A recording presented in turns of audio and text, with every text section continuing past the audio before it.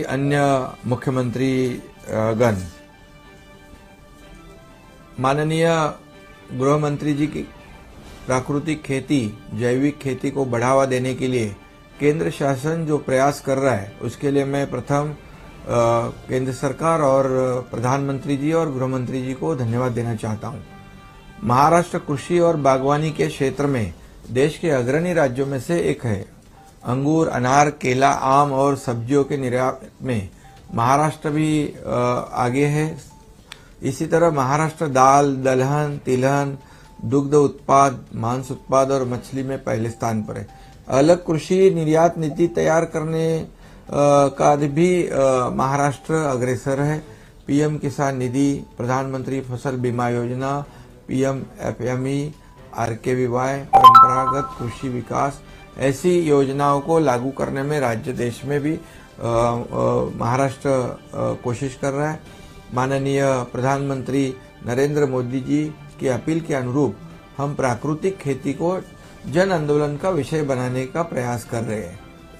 आज पुणे में भी गुजरात के राज्यपाल माननीय श्री आचार्य देवव्रत जी, जो प्राकृतिक खेती के विशेषज्ञ हैं, उनके मार्गदर्शन में भव्य कार्यशाला का आयोजन भी किया है।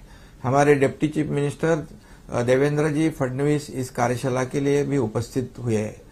राज्य में आदरणीय महोदय जी लगभग 5,27,000 हेक्टेयर क्षेत्र में प्रमाणित जैविक खेती की हमारी कोशिश है और हम लोग कर रहे हैं। राज्य के आदिवासी क्षेत्र को मिलाकर पूरे 10 लाख हेक्टेयर क्षेत्र नेचुरल फार्मिंग के अंतर्गत आता है।